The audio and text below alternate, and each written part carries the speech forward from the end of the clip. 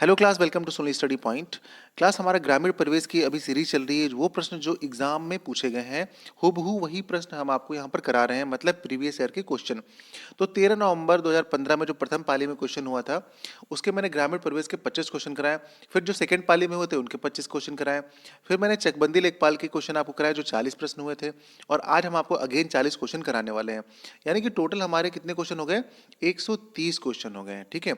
अब देखिए, जो हम एक सेट लगाए हैं वो 25 क्वेश्चन का था जो राजस्व लेखपाल में आए थे। और अभी इस बार जो परीक्षा होने वाली है उसमें भी 25 25 25 25 के 4 सेट बनेंगे, जिसमें से कि 25 हिंदी, 25 आपके मैथ और 25 आपका जीके हो जाएगा और 25 आपका ग्रामीण परिवेश का हो जाएगा।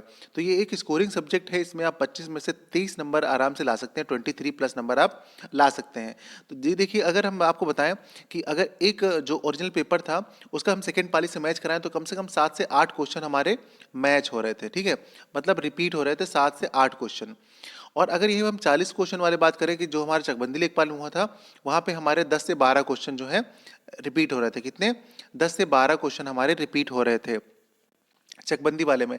तो अगर जो इस बार परीक्षा होने वाली है ये 130 अगर प्रश्न आप लगा लेते हैं तो मान के चलिए आपके 15 प्रश्न आपको कहीं से नहीं देखने पड़ेंगे। ठीक है, 15 प्रश्न आपको कहीं से नहीं देखने पड़ेंगे।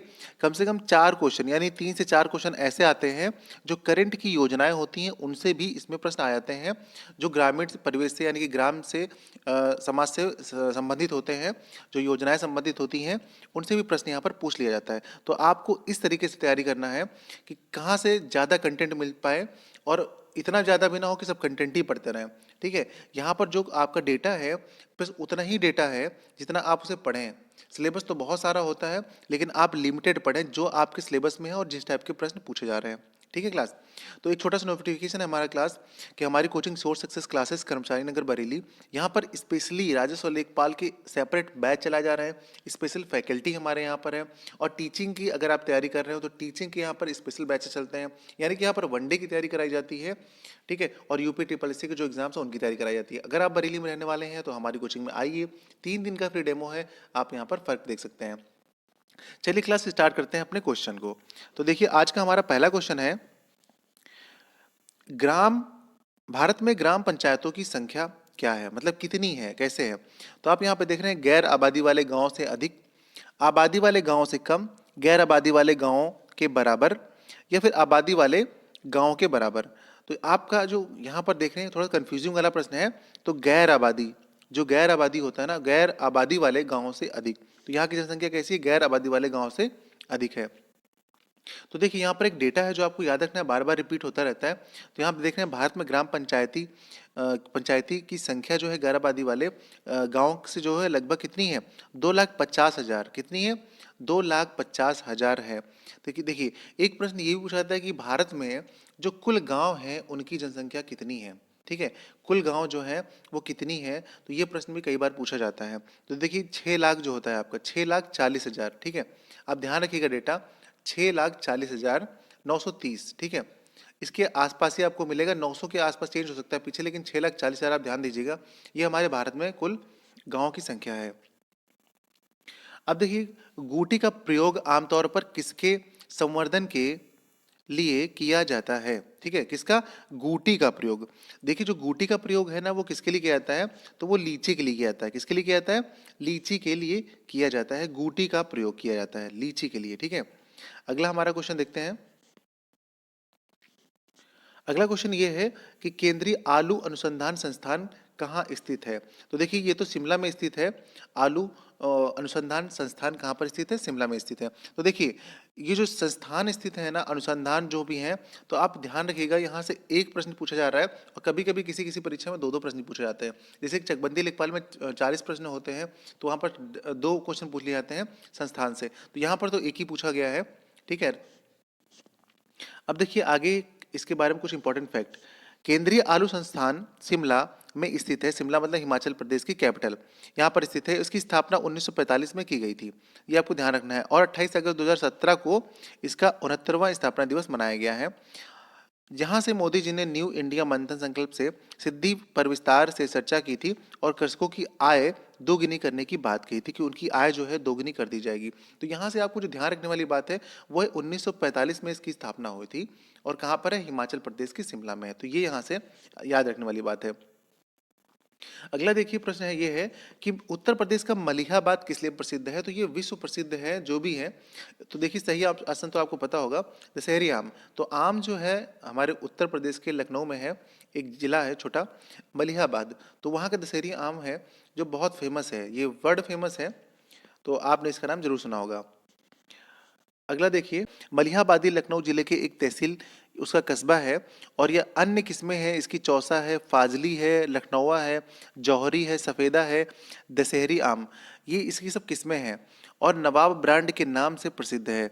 तो ये क्वेश्चन भी पूछा जाता है कि भाई ताज ब्रांड के नाम से क्या फेमस है, नवाब ब्रांड के नाम से क्या फेमस है? तो आप ध्यान रखिएगा, ताज ब्रांड के नाम से तो आलू फेमस है और नवाब ब्रांड के नाम से क्या फेमस है आपका, आम। ठीक है।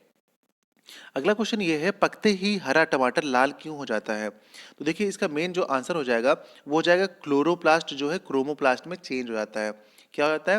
ये जो क्रोमोप्लास्ट होता है ना वो क्लोरोप्लास्ट में हो जाता है चेंज। ठीक, आपने नाम सुना होगा क्रोमो का। क्या क्रोमो? जब आपने साइंस में पढ़ा होगा तो क्रोमो का मतलब होता है वर्ड, हिंदी में इसको बोलते हैं वर्ड में चेंज होना। तो क्रोमो में क्या होते हैं, कलर्स होते हैं, क्रोमो मतलब कलर दिखना। ठीक है, तो क्लोरोप्लास्ट क्रोमोप्लास्ट में बदलने का मेन कारण यही होता है। तो आपका ये सही आंसर हो जाएगा। देखिए आपको एक चीज़ यहाँ से और ध्यान रखनी है कि इसका साइंटिफिक नेम, क्योंकि हर बार ये लोग जो क्वेश्चन पूछते हैं वो उससे जुड़ा हुआ क्वेश्चन ही पूछते हैं। ठीक है, तो यहाँ पर आप ध्यान रखिएगा कि लाइको पॉर्सिकॉन जो इसका है साइंटिफिक नेम है, क्योंकि इस बार ये पूछा गया तो हो सकता है नेक्स्ट वाले पेपर में ये पूछ ले जाए। अगला क्वेश्चन हमारा ये है, यदि दूध से क्रीम को अलग कर लिया जाए तो दूध का घनत्व क्या हो जाएगा? देखिए बहुत इंपॉर्टेंट क्वेश्चन है और बहुत अच्छा क्वेश्चन है। अगर क्रीम को हटा लिया जाए तो लोग सोचेंगे क्रीम चली गई, दूध पतला हो जाएगा, तो मतलब उसका घनत्व कम हो जाएगा, लेकिन ऐसा नहीं है। अगर दूध से क्रीम को हटा लिया जाता है तो उसकी डेंसिटी यानी कि बढ़ जाती है, उसका घनत्व बढ़ जाता है। ठीक है, तो ये आप ध्यान रखिएगा। अगला देखिए, पीत क्रांति किससे संबंधित है? तो एक प्रश्न आप क्रांति वाला याद कर लीजिएगा, चाहे आपकी पीली क्रांति हो, सफेद क्रांति हो, भूरी क्रांति हो, ठीक है, सिल्वर क्रांति हो। तो जिस ये जो रिवॉल्यूशन वाले क्वेश्चन है तो एक नंबर तो पक्का है यहाँ से जो आपको याद रखना है। ठीक है, ये चीज आप यहाँ ध्यान रखिएगा। तो यहाँ पर पीत मतलब पीली, पीली क्या, तिलहन, तो तिलहन से संबंधित होता है। तो आपको यहाँ ये याद ध्यान रखना है कि जो तिलहन प्रौद्योगिकी मिशन है वो 1986 में प्रारंभ हुआ था। ठीक है, क्वेश्चन आपको घुमा के दे देंगे कि प्रीत क्रांति जो तिलहन से संबंधित है उसकी प्रौद्योगिकी मिशन की स्थापना कब हुई थी? तो 1986 में हुई थी। लहसुन जो है वो तीव्र गंध का कारण है, मतलब लहसुन की तीव्र गंध का क्या कारण होता है मेनली, ये आपको बताना है। तो मेनली जो उसका कारण होता है वो होता है गंधक। क्या होता है? गंधक होता है। यहाँ पर देखिए इसके अंदर क्या क्या पाया जाता है, काफी इंपॉर्टेंट है लहसुन से भी। लहसुन प्याज की कुल एक प्रजाति है, इसका वैज्ञानिक नाम है एलियम सैटिकम। क्या है? एलियम सैटिकम। लहसुन में रासायनिक तौर पर गंधक की यौगिक की अधिकता होती है, जो गंधक यौगिक होता है वो सबसे ज्यादा अधिक पाया जाता है और लहसुन को पीसने पर इससे एलिसिन नामक यौगिक प्राप्त होता है। देखिए एक एक चीज जहां पर मैं डाक कर रहा हूँ बहुत इंपॉर्टेंट है आपके लिए। यौगिक प्राप्त होता है जो प्रतिजैविकी विशेषता से भरा होता है।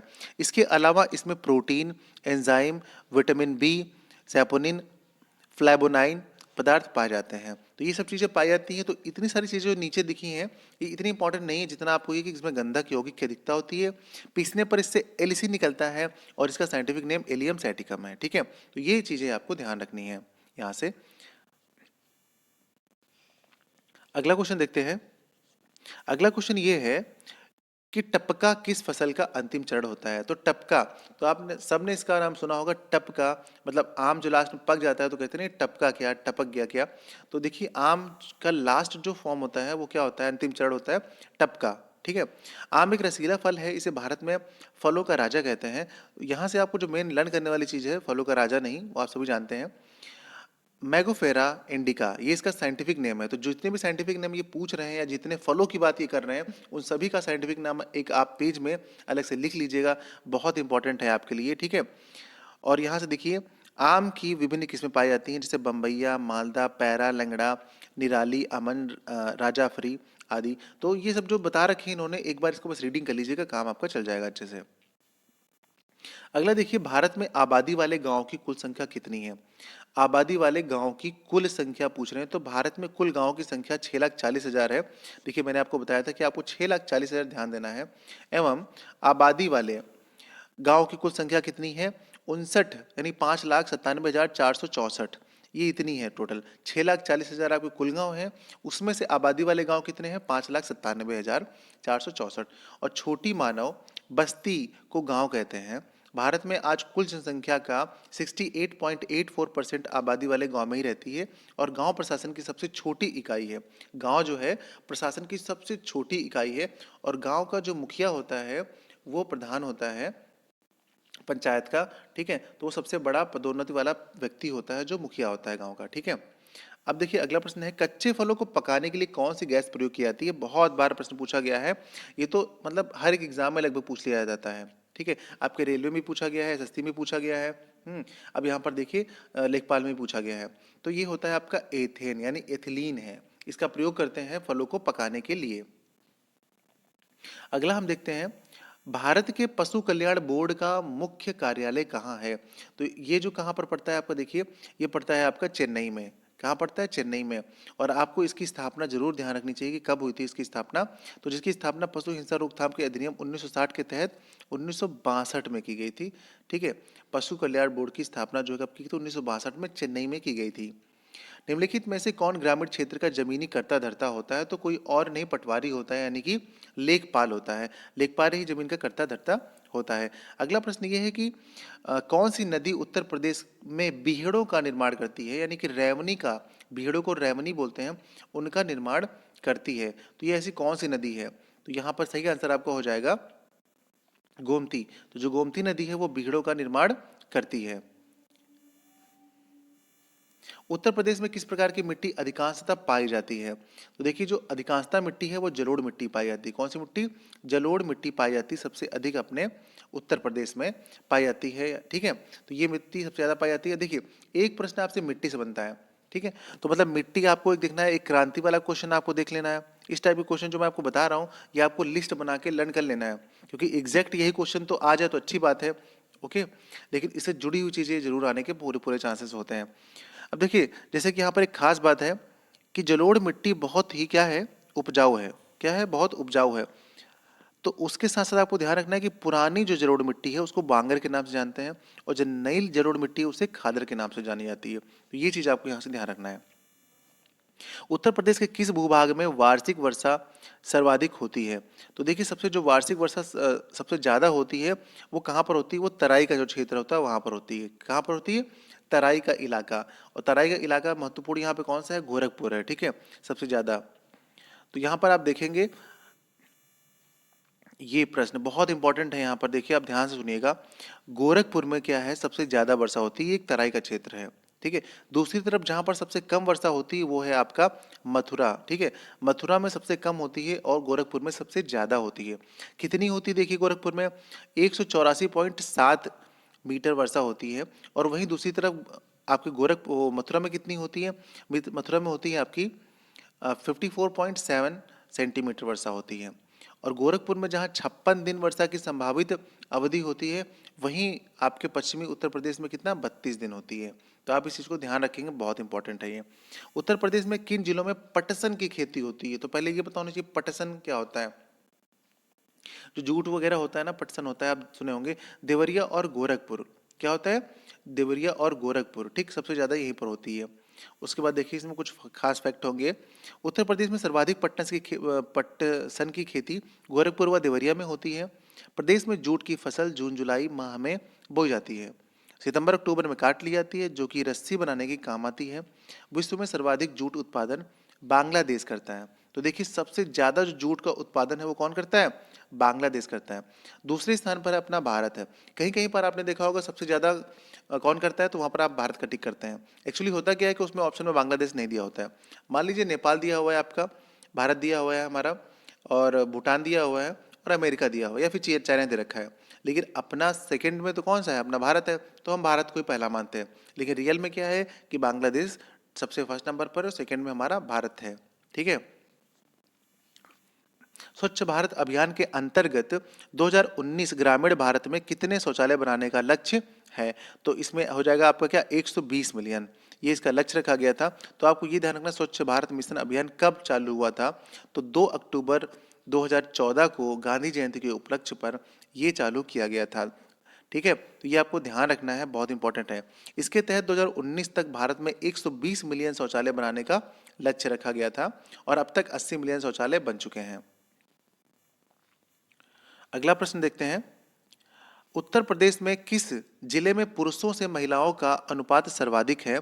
तो ये आपका जिला हो जाएगा जौनपुर। जौनपुर में क्या है, लिंग अनुपात है सबसे सर्वाधिक है, मतलब आपको देख रहे हैं यहाँ पर, ये है आपका 1000 पर 1018। ठीक है, ये है इसका रेशियो। अन्य विकल्प दिए गए हैं जहाँ पर सेकेंड आपका किसका हो जाएगा, आजमगढ़ का हो जाएगा, थर्ड आपका देवरिया और चौथा आपका सुल्तानपुर हो जाएगा। ग्रामीण भारत के लिए गरीबी रेखा का आधार निर्धारित किया गया है, तो यहाँ पर क्या बताया गया? देखिए, इसमें यह बताया गया कि अगर कोई व्यक्ति जो है, ठीक है, वो 27 रुपये प्रतिदिन आय करता है, अपनी प्रतिदिन आय करता है 27 रुपये, तो उसे क्या किया जाएगा, ये गरीबी रेखा का आधार निर्धारित किया जाएगा। ठीक है, यहाँ पर ग्रामीण भारत के लिए ये रखा गया है। योजना आयोग ने 2004 में सुरेश तेंदुलकर की अध्यक्षता में कमेटी बनाई थी और जिसने अपनी रिपोर्ट में 2009 में सौंपी। बनाई थी कब, ये 4 में, और सौंपी कब थी, 9 में। तो इनके अनुसार हुआ क्या था कि अगर शहरी क्षेत्र में कोई 1000 प्रतिमाह कमाता है, यानी कि एक दिन में 33 रुपये कमाता है, और तथा ग्रामीण क्षेत्र में 316 रुपये प्रतिमाह, यानी कि प्रतिदिन वो 27 रुपये कमाता है। ठीक है, तो गरीबी रेखा का निर्धारण किया था इस बिहाफ पे कि कोई व्यक्ति अगर इतना कमाता है, ठीक है, तभी उसको माना जाएगा, अदरवाइज नहीं माना जाएगा। अगला प्रश्न देखते हैं, संयुक्त राष्ट्र संघ द्वारा घोषित अंतर्राष्ट्रीय योग दिवस कब मनाया जाता है? ये तो आप सभी को पता है, 21 जून को मनाया जाता है। इन्होंने थोड़ा घुमाकर और डिटेल के साथ पूछा है कि सारे विश्व के ग्रामीण एवं शहरी इलाकों में किस दिन मनाया गया है? तो ये मनाया गया था 21 जून को। ये डेट तो आपको पता ही होगी। देखिए, अभी आप पूरा पेपर देख लीजिए, उसके बाद हम आपको बताते हैं लास्ट में कि आखिर कौन कौन से टॉपिक होंगे, जिससे कि आपको बस उतना ही पढ़ना है, जहाँ से सबसे संभावित प्रश्न वहाँ से आने के चांसेस हैं। हम आपको लास्ट में वीडियो को जरूर बताएंगे। विश्व में केला का सर्वाधिक उत्पादक देश कौन सा है? तो केला का सर्वाधिक जो उत्पादक देश है, आप देख रहे होंगे यहाँ पर, क्या है, अपना ही भारत है। ठीक है, भारत विश्व में सर्वाधिक केला उत्पादन देश है। दूसरे तीसरे स्थान पर युगांडा और चीन है। भूसा जाति के घासवार पौधे व उनके द्वारा उत्पादित फल को आमतौर पर केला कहते हैं। मूल रूप से यह उष्णकटिबंधीय क्षेत्र का पौधा है। सबसे पहले यह पपुआ न्यू गिनी में उपजाया गया था। मतलब पपुआ न्यू गिनी एक कंट्री है, तो सबसे पहले वहाँ पर उपजाया गया था। उसके बाद क्या है, सर्वाधिक उत्पादक जो है वो अपने देश भारत में होता है। ये यहाँ से क्वेश्चन आया था। अगला प्रश्न ये देखते हैं कि यदि पंचायत भंग होती है, ठीक है, तो किस अवधि के अंदर चुनाव होंगे? अगर पंचायत भंग होती है तो वहां पर 6 माह की अवधि के अंदर क्या हो जाएंगे, दोबारा चुनाव हो जाएंगे। ठीक है, चुनाव कर लिए जाते हैं 6 माह के अंदर ही। पंचायतों का गठन जो है सर्वप्रथम 2 अक्टूबर 1959 को किया गया था और राजस्थान के नागौर जिले में। बहुत ज़्यादा ही इंपॉर्टेंट प्रश्न है ये। पंचायत वाला अगर कोई प्रश्न आपके सामने आता है या पंचायत के बारे में आपको नहीं पता है, तो पूरी जानकारी आपको रखनी है, क्योंकि एक प्रश्न तो यहाँ से बनता है। देखिए, एक एक प्रश्न मैं बोल रहा हूँ ना, तो एक एक करके ही आप पहुँच जाएंगे ना वहाँ तक। देखिए, 2 अक्टूबर 1959 को राजस्थान के नागौर जिले में प्रारंभ किया गया था। ठीक है, और इसको 73वें संविधान संशोधन द्वारा भाग 9 में जोड़ा गया है। ठीक है, और जो अनुसूची कौन सी है, 11वीं जोड़ी गई है। और पंचायतों का गठन करने वाला दूसरा राज्य आंध्र प्रदेश बन गया था। तो आपको ध्यान रखना है कि पहली बार राजस्थान और दूसरी बार दूसरा राज्य कौन सा बना था, आंध्र प्रदेश बना था। तो बहुत ज्यादा इंपॉर्टेंट है ये। स्वदेशी हल है, तो स्वदेशी हल क्या है? जो अपने यहाँ खुद बनाई जाती चीजें उन्हें हम स्वदेशी कहते हैं। तो स्वदेशी हल क्या हो जाएगा? देखिए, द्वितीय उपकरण तो हो ही नहीं सकता कि जुताई का और नवी धरती का नहीं, बहुउद्देशीय नहीं, जुताई का एक प्राथमिक उपकरण। सबसे पहले जो लोग क्या करते थे, बैलों को बांध के खेतों में जो हल नहीं होता था उसी से जुताई करते थे। तो जो हल है आपका स्वदेशी, वो प्राथमिक उपकरण है। ठीक है, प्राथमिक उपकरण है, ना कि द्वितीयक उपकरण है। अगला प्रश्न देखते हैं। अगला क्वेश्चन ये है, ईख की अधसाली किस्म की फसल अवधि क्या है? तो देखिए, इसका आंसर हो जाएगा आपका 18 माह। ठीक है, कितना हो जाएगा, 18 माह। गन्ने की अधसाली किस्म की फसल 18 माह में तैयार होती है। गन्ना एक वाणिज्यिक फसल है। ये बहुत पूछा जाता है कि गन्ना एक कौन सी फसल है, तो ये एक कॉमर्शियल फसल है।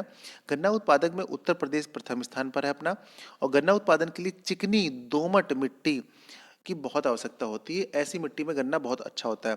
तो आपको ये ध्यान रखना है कि ये आपके यहाँ पे प्रश्न पूछ बनने के बहुत चांसेस हैं कि गन्ने की अच्छी फसल के लिए, गन्ने की अच्छी पैदावार के लिए किस प्रकार की मिट्टी की आवश्यकता होनी चाहिए। ध्यान रखिएगा, चिकनी दोमट मिट्टी, और टेम्परेचर कितना, 20 से 26 डिग्री सेल्सियस, मतलब नॉर्मल टेम्परेचर, तथा वर्षा जो कितनी होनी चाहिए, 100 से 20 सेंटीमीटर वर्षा की आवश्यकता होती है। और उत्तर प्रदेश के लगभग 13% भूभाग पर गन्ने की खेती की जाती है। तो ये पूरे भारत के नहीं, सिर्फ उत्तर प्रदेश का जितना क्षेत्रफल है उसमें 13% पर ये खेती की जाती है। तो मतलब इसके कितने सारे पॉइंट जो मैंने लगा रखे हैं, सब आपको लर्न करने हैं। भारत में लगभग 90% सिंचाई के क्षेत्र किसके अंतर्गत आते हैं? ठीक है, तो देखिए, सतही सिंचाई, सतही मतलब बिल्कुल ऊपर वाला, सरफेस वाला जो सिंचाई होती है उसी के अंतर्गत आते हैं। यहाँ से भी देख लिया, आपके लिए बहुत सारा फैक्ट है इंपॉर्टेंट। तो आंसर इसका हो जाएगा सतही सिंचाई। भारत में लगभग 90% सिंचाई जो है सतही सिंचाई होती है, जो कि क्या, नल कूपों द्वारा की जाती है। तो भारत में सबसे ज़्यादा सिंचाई किसके द्वारा की जाती है? नल कूपों के द्वारा। ठीक है। कृषि संगणना 2011 के अनुसार देश में कुल निवल सिंचित क्षेत्र जो है वो 45.70% है, और निवल सिंचाई क्षेत्र सर्वाधिक हिस्सा कहाँ पर है? चंडीगढ़ में है, 100%। तथा न्यूनतम सिंचित क्षेत्र लक्षद्वीप का है। सबसे अधिक चंडीगढ़ का, सबसे न्यूनतम लक्षद्वीप का है। कृषि संगणना 2011 के अनुसार उत्तर प्रदेश में कुल सिंचित क्षेत्र का 72.17% नलकूप द्वारा किया जाता है, और कितना, 19.44% नहर द्वारा किया जाता है। मतलब सबसे अधिक नलकूपों द्वारा, जो ट्यूबवेल वगैरह नहीं चलाए किए जाते हैं उन्हीं को नलकूप बोलते हैं। ठीक है, तो ऐसा नहीं कुछ नल ढाल रहे हैं आप पानी निकलेगा, ऐसा कुछ नहीं। नलकूप मतलब ट्यूबवेल वगैरह। ठीक है, और नहर सेकेंड पे आते हैं आपके। नदियाँ, तालाब, इनको फर्स्ट में मत लगा दीजिएगा, नलकूप ही है, ध्यान रखिएगा। और ये 2 से 3 बार, अभी मैंने जो भी प्रीवियस ईयर करा रखे हैं उसमें 2 बार पूछा जा चुका है, अब ये तीसरी बार आपको नजर आ रहा है। ठीक है। चलिए फिर अगला प्रश्न देखते हैं। अगला प्रश्न ये है कि निम्नलिखित में से कौन सा वृक्षीय सब्जी है? तो बसेला, बसेला पता नहीं क्या होता है। देखिए, मेथी, देखिए इस तरह की चीजें आपको ध्यान रखनी पड़ेंगी। मेथी, मेथी तो आप जानते हैं एक सब्जी होती है। फिर है आपका करी पत्ता, और फिर है भारतीय पालक।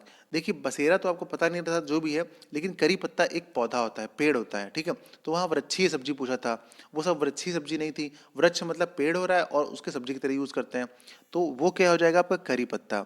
तो करी पत्ता कैसा है आपका, एक वृक्षीय सब्जी है। ठीक है, इसकी पत्तियां अक्सर पोहे वगैरह में डाल के खाई जाती हैं, इसलिए इसको बोला जा रहा है ऐसा। उष्णकटिबंधीय तथा उप उष्णकटिबंधीय प्रदेशों में पाया जाने वाला रुतासी परिवार का एक पेड़ है। किस परिवार का है? रुतासी परिवार का, जो मूलतः भारत का देशज है। अक्सर यह रसेदार व्यंजनों में इसके पत्ते का इस्तेमाल होता है। कुछ लोग इसे मीठी नीम की पत्तियां भी कहते हैं।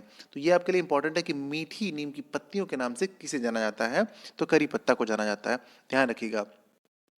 और करी पत्ता जो है मधुमेह रोगियों के लिए बहुत फायदेमंद होता है। ये आपके लिए काफ़ी इंपॉर्टेंट है, ध्यान याद रखिए, ये लाइन मतलब याद रखिएगा। अगला प्रश्न ये है कि तेज हवा की गति कितनी होती है? जो तेज हवा चलती है उसकी गति कितनी होती है? तो वो होती है 30 मील प्रति घंटा होती है।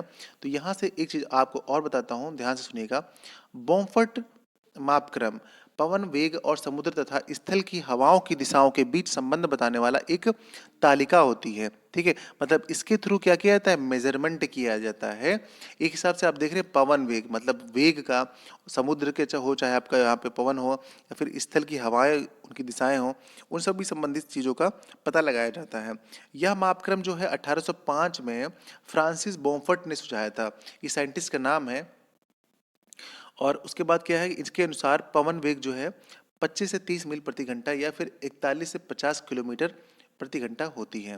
तो ये आपको ध्यान रखना है कि आखिर बॉम्फर्ट मापक्रम है, इससे क्या किया जाता है। तो इस बार आने के बहुत चांसेस हैं इसके, तो आप ध्यान रखिएगा। भारत में कुल कितने गांव हैं? देखिए, अब पूछा जा रहा है भारत में कुल कितने गांव हैं, तो मैंने आपको अभी पीछे बताया था 6,40,000। आप डेटा ध्यान रखिएगा। ठीक है, 6,40,000, तो सी वाला आपका ऑप्शन हो जाएगा। भारत में कितने गाँव हैं? और उसके बाद आपको देखिए कुछ इंपॉर्टेंट फैक्ट है, बता देता हूँ। यहाँ पर आप देख रहे हैं हमारे गांव में ही मिलता, क्या कृषि से लेकर जनप्रतिनिधियों को वोट हमारे गांव से ही मिलता है। भारत की आज भी 70% जो आबादी है वो कहाँ पर निवास करती है? गांव में निवास करती है। और ये जो डेटा आप देख रहे हैं, जिले उस टाइम इतने जिले थे, अब तो हमारे कितने, 750। आप देख रहे होंगे ना, यहाँ पे 640 जिलों की बात कर रहे थे यहाँ पे। ठीक है, अब कितने, 750 जिले हैं टोटल। और जो कितने, 18 मंडल हैं। ये बहुत बार पूछा गया है, 750 जिले हैं, 18 मंडल हैं यहाँ पे। ठीक है, और ये डेटा तो आप देख रहे हैं चेंज ही हो चुका है। केंद्र शासित प्रदेश जो है 2 और बढ़ चुके हैं। तो राज्य 1 कम हो चुका है। ठीक है, अगला क्वेश्चन ये देखते हैं, भारत में कितने प्रतिशत ग्रामीण घरों को बिजली सुलभ है? तो यहाँ पर आप देख रहे हैं आंसर आपका सी सही है। और भारत में ग्रामीण घरों में बिजली उपलब्ध अभी भी बहुत से गांवों में बिजली उपलब्ध नहीं है। बिजली उद्योग की एक महत्वपूर्ण इकाई है। उत्तर प्रदेश सरकार ने बिजली आपूर्ति के लिए 100 दिनों में 5 लाख नए कनेक्शन देने की घोषणा की है। तो यहाँ से आपके लिए कुछ खास डेटा नहीं लर्न करना है, ये उस समय करंट में बात हुई थी। ठीक है, तो उसी हिसाब से ये पूछा गया था, मतलब ये एक योजना से संबंधित प्रश्न था। भारत में मिट्टी के तेल का खुदरा बाजार मूल्य है, तो ये भी करंट टाइप का क्वेश्चन है, करंट से जिस टाइम पे ये एग्जाम होता है उसी टाइम पे। तो मतलब इस बार जो एग्जाम होंगे आप भी रेट इनका पता करके रखिएगा कितना है प्रेजेंट टाइम में। तो ये 28 रुपये यानी कि 28.5 रुपये इसका प्रति लीटर उस समय मूल्य था। अगला देखते हैं प्रश्न। अगला प्रश्न ये है, जनगणना 2011 के अनुसार ग्रामीण भारत की आबादी कितनी है? देखिए, जनगणना 2011 के अनुसार भारत की जो आबादी है, ठीक है, ग्रामीण भारत की, कौन सा भारत? ग्रामीण भारत। एक शहरी है एक ग्रामीण, तो यहाँ ग्रामीण भारत की कितनी है? 83.3 करोड़, ये इसकी जनसंख्या है। भारत की जनसंख्या 83.3 करोड़ है तथा शहरी जनसंख्या 37.7 करोड़ है। ठीक है, ध्यान रखिएगा 37.7। तो पिछली बार क्या पूछा गया था इसमें चकबंदी में, ये वाला कि ग्रामीण भारत की जनसंख्या क्या है, तो आपको इस बार ध्यान रखना है, ग्रामीण तो ध्यान ही रखना है, साथ में शहरी जनसंख्या ध्यान रखना है ये वाला। ठीक है, कि कितनी जनसंख्या है, मतलब जनसंख्या से अभी तक ये तीसरा प्रश्न बन चुका है, जिसमें वर्कर पॉपुलेशन अनुपात ग्रामीण जनसंख्या 40% है व शहरी क्षेत्र की जनसंख्या 36% है। यह अनुपात पुरुष तथा महिलाओं के बीच में 54 और 25 का है। ठीक है, ये आपको ध्यान रखना है। अगला है बहुप्रचलित सिंचाई का स्रोत है। देखिए, फिर यहाँ पे फिर से पूछ लिया गया इसमें कि आखिर बहुप्रचलित सिंचाई का क्षेत्र क्या स्रोत है मेनली, तो यहाँ पर कौन सा है? मैंने बताया था आपसे नलकूप, और नलकूप किसको बोलते हैं? ट्यूबवेल को बोलते हैं। तो ये देखिए तीसरी बार मैंने कहा था ना, यहाँ पर पूछा गया प्रश्न, तो यहाँ पर फिर से पूछ लिया गया है। सबसे ज़्यादा सिंचाई नलकूप द्वारा की जाती है 71.5%, और सेकेंड है आपका नहरों द्वारा 19.8%। तो आप बस यही दोनों ध्यान रखिएगा। ठीक है, बाकी आप अपने आप समझ जाएंगे, बस यही दोनों से ज़्यादा कुछ पूछने की संभावना है। ग्रामीण भारत में प्रत्येक वर्ष कितने प्रतिशत टीवी सेटों की बिक्री होती है? ठीक है, कितने प्रतिशत होती है? तो ये आपको हो जाएगा 44%। कितना परसेंट? 44%। तो ये भी एक डेटा है, प्रेजेंट का ही डेटा है, जो कि जनगणना या फिर आसपास के, हाँ जनगणना से हिसाब समझ लीजिए इसको, जो आया होगा बजट या फिर किसी योजना के तहत ये प्रश्न बना है। ठीक है, तो भारत में पूछा गया प्रत्येक वर्ष कितने प्रतिशत टीवी सेटों की बिक्री होती है। ये उस टाइप के प्रश्न हैं जो एक दो आ जाते हैं जो सभी को कंफ्यूज करते हैं। ठीक है, तो अगर आपको ना पता हो तो आप तुक्का मत मारिएगा, छोड़ दीजिएगा, वो बेहतर है, क्योंकि निगेटिव मार्किंग 0.25% मतलब कट जाएगा आपका। ठीक है, तो काफ़ी गड़बड़ है मामला, इसलिए आप ऐसा मत करिएगा। अगला देखते हैं, हरित क्रांति का लाभकारी वरदान किन विशेष फसलों के लिए है?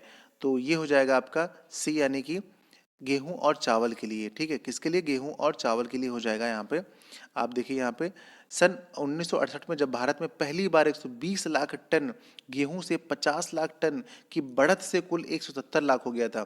मतलब 120 लाख होता था, लेकिन उस साल क्या हुआ कि 50 लाख और बढ़त हो गई, तो 50 लाख टन तो बहुत ज़्यादा होता है। यानी कि कुल कितनी हुई थी इसकी जो बढ़त मिली थी? 170। बढ़त टोटल जो गेहूं की पैदावार हुई थी 170 लाख टन पैदावार हुई थी। तो अमेरिकी वैज्ञानिक थे डॉक्टर विलियम गॉर्ड ने इसे हरित क्रांति की संज्ञा दे दी थी। ठीक है, और हरित क्रांति का प्रभाव मुख्यतः गेहूं और कुछ सीमा तक धान पर भी दिखाई पड़ता है, लेकिन सबसे अधिक वो गेहूं पर। तो भारत में हरित क्रांति का जनक कहा जाता है एमएस स्वामीनाथन को। अगला ये है कि ग्रामीण भारत में सर्प की कौन सी प्रजाति अधिक संकटापन्न है, मतलब खतरे में है? तो ये है आपकी रसेल वाइपर। ठीक है, उसके बाद आप देखिए कौन कौन सी जातियां हैं जो संकटापन्न है। जैसे गिद्ध बिल्कुल ना के बराबर हैं, मेढकों की संख्या अब काफ़ी कम हो रही है, गिलहरियां काफ़ी कम हो रही हैं, जो बंगाल टाइगर है वो, और एशियन टाइगर, चमगादड़, इन सब जानवरों की संख्या काफ़ी खतरे में है, यानी कि संकटापन्न है। ठीक है, तो आप इन्हें ध्यान रखिएगा। अगला प्रश्न है, अधिया और बटाई शब्दों का प्रयोग किस अभिप्राय से किया जाता है? तो अक्सर अगर आप गांव से जुड़े हुए होंगे तो ये शब्द सुनते रहते होंगे। तो ये आखिर क्या होता है अधिया और क्या होता है बटाई? ठीक है, तो यहाँ पर जैसे कि आपने सुना होगा ये ग्रामीण ऋण और फसल की साझेदारी और कृषि कार्य बैठक, बी या सी दोनों। इनमें सही आंसर हो जाएगा आपको कौन सा, फसल की साझेदारी और कृषि कार्य। इसका मतलब डी वाला जो दे रहे हैं, तो डी वाला आप ऑप्शन लगाएंगे, ठीक है। तो डी वाले में देखिए क्या होता है, अधिया और बटाई जैसे शब्दों का मतलब सभी को पता होगा, फिर भी देख लीजिए। अधिया और बटाई जैसे शब्दों का ग्रामीण क्षेत्रों में ये प्रयोग किए जाते हैं अगर फसल की साझेदारी परस्पर दो लोगों में बांटना हो, ठीक है, तो अधिया कहलाता है। मतलब पार्टनरशिप करते हैं तो अधिया, आधा आधा कहते नहीं भाई, आधा आधा ले लेते हैं, ठीक है। और अगर खेत को किसी निश्चित राशि के बदले, मान लीजिए 10,000 के बदले आपने उसको खेत दे दिया अपने 1 साल के लिए, ठीक है, तो ये क्या होता है, बटाई कहलाता है, इसे कहते हैं बटाई।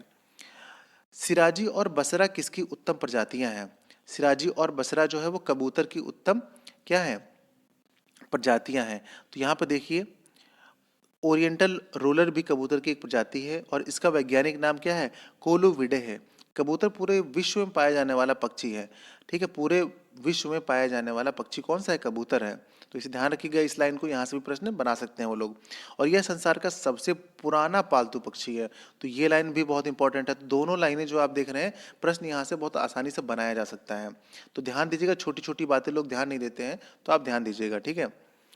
भारत में सर्वाधिक और सबसे महत्वपूर्ण मिट्टी समूह कौन सा है? तो देखिए, अभी ऊपर फिर पूछा गया था और ये प्रश्न दोबारा पूछ लिया गया एक ही पेपर में घुमा फिरा के। तो मैंने क्या बताया था, जलोढ़ मिट्टी। कौन सी मिट्टी, जलोढ़ मिट्टी है। अगला देखते हैं, आंधी में हवा की गति कितनी होती है? तो आंधी में जो हवा की गति होती है वो आपकी कितनी होती है, 80 मील प्रति घंटा से अधिक होती है। कहाँ पर, हवा में, ठीक है। तो यहाँ पर देखिए कुछ इंपॉर्टेंट बातें हैं, जैसे कि आंधी की हवा में 70 से 120 किलोमीटर प्रति घंटा होती है, ठीक। कहाँ पर, आंधी में। ये किसने बताया, ब्यूफोर्ड पैमाना के अनुसार मापा जाता है। तो ब्यूफोर्ड पैमाना जो है ना, वो क्या मापा जाता है, गति मापी जाती है हवाओं की। तो आप ये ध्यान रखिएगा। सिर्फ नॉर्मल पूछ सकते हैं ब्यूफोर्ड पैमाना किस काम के प्रयोग होता है, तो कई सारे ऑप्शन मिल जाएंगे। तो आप ध्यान रखिएगा, वो हवाओं को यानी कि गतियों को, यानी मूविंग चीज़ों को, यानी कि मेनली ये हवाओं से संबंधित है, उनकी स्पीड को मेजर करता है, ठीक है। यहाँ पे आप ध्यान रखिएगा।